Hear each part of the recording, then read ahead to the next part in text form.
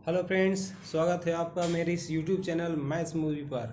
और फ्रेंड्स, बहुत सारे जैसे कमेंट्स आ रहे थे हमारे वीडियो पर, और बहुत सारे शिक्षक साथी या जो नए फ्रेशर स्टूडेंट थे जो बीपीएससी टीआरई फर्स्ट का एग्ज़ाम दिए थे, उन लोगों ने मेरिट लिस्ट के बारे में एक तरह से कटअप जारी करने के लिए बार बार आग्रह कर रहा था। तो हमारी जानकारी के अनुसार हम आपके सामने एक कटअप लेकर के हाजिर हुए हैं।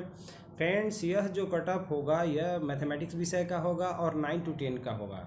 यह 9 to 10 का होगा और मैथमेटिक्स विषय का होगा। तो आइए सारे चीज़ पर हम चर्चा करेंगे कि टोटल कैंडिडेट कितने थे, उसमें वो पेपर 1 और पेपर 2 के लिए कितने कैंडिडेट बैठे थे, महिला कैंडिडेट कितनी थी, किस कैटेगरी में कितने कैंडिडेट थे, और उनका सीट किस कैटेगरी वाइज कितना था, लास्ट में कितने कितने नंबर के आसपास वो लोग ला रहे थे। और इन सारी बातों को देखते हुए फिर फाइनल आपको कटअप भी बताऊंगा कि कितना नंबर पर आपका सिलेक्शन लगभग तय है। फ्रेंड्स, मैं जो कटअप बताऊंगा वो लगभग मैक्सिमम होगा, मतलब उससे ज़्यादा किसी भी हाल में नहीं रहेगा और हर हाल में उसके अंदर ही कटअप रहेगा। और जहाँ तक रिजल्ट की बात है तो वह भी फ्रेंड्स एंड तक देखिएगा, मैं उसका भी जिक्र करूँगा। बहुत जल्द रिजल्ट आने वाला है, ज़्यादा घबराने की ज़रूरत नहीं है। तो आइए शुरुआत हम यहाँ से करते हैं। सबसे पहले यहाँ बात करें मेरिट लिस्ट, यहाँ पर दिख रहा है आपको बीपीएससी टीआरई फर्स्ट, और इसमें आपको जो मैथमेटिक्स विषय में टोटल कैंडिडेट बैठे थे इनकी संख्या था कुल 8000। उसमें अगर हम पेपर 1 और 2 की फ्रेंड्स बात करें, जो कॉमन थे, पेपर 1 में भी बैठे थे और 2 में भी बैठे थे, अर्थात 9-10 के लिए भी बैठे थे और 11-12 के लिए भी बैठे थे, उनकी संख्या 1000। जब इनको माइनस कर लेते हैं फ्रेंड्स तो ये संख्या 7000 के पास पहुंचता है। और नेट अपियर इन एग्ज़ाम जो कैंडिडेट थे फ्रेंड्स, यह अब्सेंट कितना थे, नॉट अपियर इन एग्ज़ाम, मतलब 200 जो कैंडिडेट लगभग थे वह एग्ज़ाम में भाग नहीं ले पाए। तो इस तरह से कैंडिडेट की संख्या 6800 पहुंच जाती है। अब जहां गर्ल की बात करें फ्रेंड्स, तो इनका जो चूँकि 1000 लगभग सीट पर ये जो गर्ल्स हैं, और फिर इनका हम बॉयज़ की बात करें तो ये लगभग 5800 सीट, ये 5800 की बात करें संख्या में ये बॉयज़ हैं। गर्ल्स की बात करें तो लगभग 1000 की संख्या में है। सीट के जहाँ तक बात करें तो गर्ल्स के लिए 1900 है, और जो इसकी बात करें बॉयज़ के लिए तो फ्रेंड्स 3525 है। ठीक है, तो अब इसमें आगे हम और बढ़ते हैं कि और इसमें हम क्या बताएं, और आपके लिए बाइफरकेट करके अलग अलग करके कितना क्या है सारा डिटेल जानकारी देंगे। अब यहाँ पर आइए, यहाँ पर हम लोग देखेंगे कि अंडर 60 मार्क्स जो 60 नंबर के अंदर लाने वाले जो अभ्यर्थी हैं वह कितना है, तो 4060 है। इसको कैसे समझ सकते हैं, देखिए 5800 जो अपियर कैंडिडेट थे उसका 70% आप ले लीजिए। तो यह जो फ्रेंड्स है 4060 जो होगा फ्रेंड्स, यह आपको 60% जो मार्क्स है वह ला रहे हैं। अब जहाँ तक 60 से 70 के बीच का मार्क्स की बात करें तो 5800 का 20% निकाल लीजिए, तो इसका क्या है, इतना जो कैंडिडेट्स हैं 1160 या 60 से 70 मार्क्स ला रहे हैं।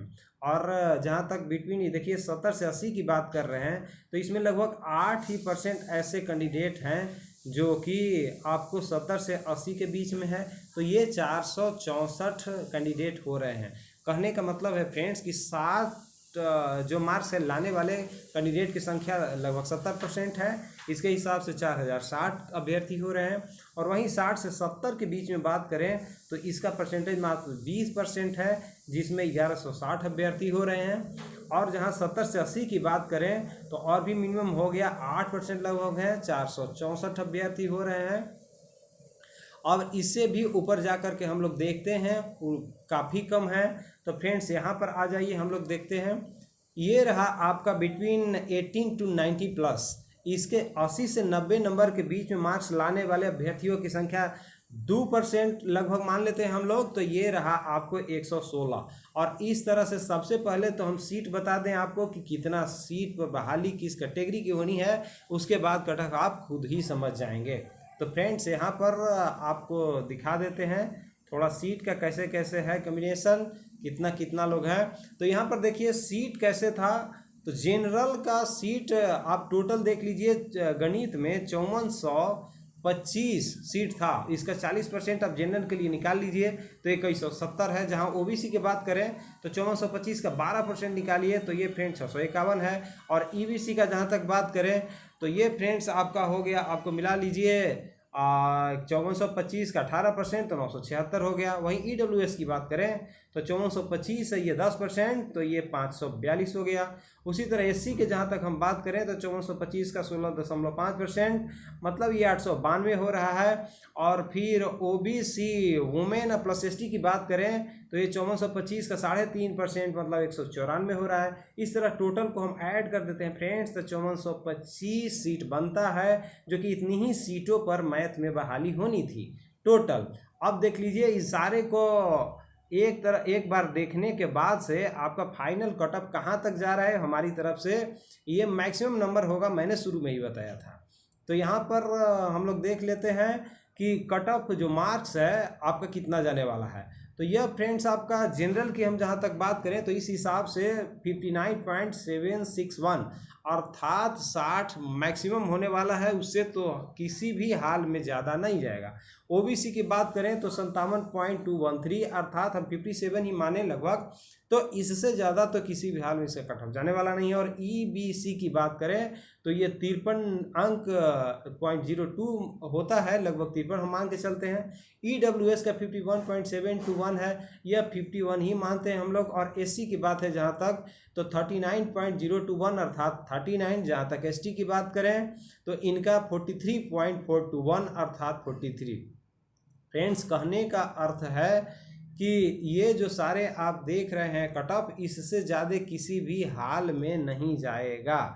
एक बार फिर से आपको दिखा दें, समरी के रूप में आपको बता देते हैं। जनरल का जाएगा 59 के आसपास, ओबीसी का 57 के आसपास, ईबीसी 53 के आसपास, ईडब्ल्यूएस 51 के आसपास, एससी का 39 के आसपास और एसटी का 43 के आसपास।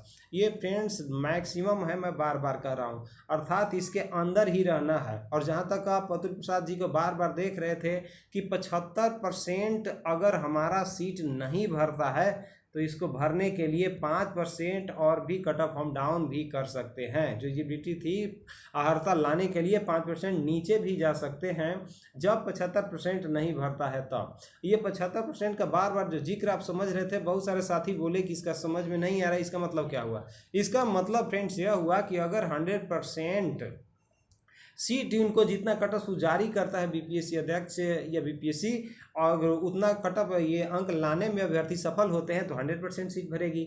और अगर नहीं भरती है सीट, कम संख्या रह जाता है, कटअप नहीं अर्हता नहीं ला पाते हैं जितना बीपीएससी कटअप तय करेगी, तो उसके हिसाब से 75% किसी भी हाल में उनको सीट की बहाली करनी है और उनके लिए वह 5% नीचे भी अंक घटा सकते हैं। तो ये था 5% की कहानी। तो फ्रेंड्स यहाँ पर देख लीजिए, जहाँ तक रिजल्ट मैंने बोला था तो रिजल्ट की बात करें तो 15 तक तो किसी भी हाल में रिजल्ट आना नहीं था, क्योंकि OMR की जो बात थी वह डाउनलोड करके लोगों को देखना था। अब इस बीच में देखें 15 के ठीक 10 बजे रात्रि के आसपास आपका आ जाता है फाइनल आंसर की, तो इससे आप आंसर की देख करके मिलान करेंगे। हमारी जानकारी के अनुसार +2 में जो मैथ के कैंडिडेट्स उसमें 1 नंबर की कमी हुई है। और भी कुछ सारे विषय हैं जिसमें पता चला है कि आपको लड़कों में 6 से 7 नंबर का उनमें कमी आ गई है, कुछ में बढ़ोतरी भी हुई है, और लड़की में 2 से 3 अंक का। तो इस तरह से कुल मिला करके हम लोग बात करें तो इसको फिर से एडजस्ट करने में समय लगेगा। तो फ्रेंड्स आज है 16 तारीख, तो आज तो किसी भी हाल में आपका रिजल्ट नहीं आने वाला है, जैसा कि चैनल पे चल रहा है, बहुत सारे चैनल मैंने भी देखा। तो फ्रेंड्स हम आशा करते हैं कि 17 तारीख को रिजल्ट आने की मैक्सिमम संभावना होगी, अर्थात आप ये अनुमान लगा सकते हैं, विश्वास रख सकते हैं 17 अक्टूबर को शाम तक, मतलब 8 बजे के आसपास हम बात करें तो रिजल्ट आने की संभावना रहेगी। अगर ये डेट फ्रेंड्स चलता है तो फिर मेरा कहना है कि लगभग 20 के आसपास रिजल्ट हो सकता है। अब इसका कारण समझिए, आप सुन रहे होंगे डीएलएड वर्सेस बीएड वाली कहानी जो कि सुप्रीम कोर्ट में चल रही है, और वह आपको अगली सुनवाई 20 तारीख को होनी है। हालांकि 11, 12, 9, 10 में से कोई मतलब नहीं है, लेकिन ऐसा मुझे लगता है कि हो सकता है सरकार चाहता हो कि एक साथ जब क्लियर हो जाए तो पूरे को मैं एक ही साथ रिजल्ट दे करके ज्वाइनिंग कराऊँ, जिससे भारी पैमाने पर आम जनों में ये बात पहुँचे कि लगभग 2 लाख की संख्या में शिक्षक की नियुक्ति एक ही समय और एक ही साथ हो रही है। इससे कहीं ना कहीं सरकार को राजनीतिक रूप से फायदा भी मिले और जितना जल्द ये रिजल्ट जारी हो जाए, नियुक्ति पत्र मिल जाए, जिसका इंतजार लाखों अभ्यर्थी कर रहे हैं, उनके लिए खुशखबरी होगी। तो फ्रेंड्स, कैसा लगा? और नए नए न्यूज़ आते रहेंगे, मैं आप तक पहुंचाते रहूँगा। अगर अच्छा हो लगा होगा तो आप लाइक कर देंगे, कमेंट्स करके बताएंगे, फ्रेंड्स शेयर कर देंगे और मुख्य रूप से सब्सक्राइब कर लेंगे, क्योंकि मैं बार बार बोलता हूँ आपको सब्सक्राइब करने में नहीं तो पैसे लगते हैं और नहीं कोई परेशानी होती है, बशर्ते कि जो वीडियो लोग बनाते हैं उनको मोटिवेशन मिलता है और आगे वीडियो बनाने के लिए वो और भी नए उत्साह और एनर्जी के साथ काम करते हैं। तो आज की वीडियो में इतना ही। थैंक यू, धन्यवाद।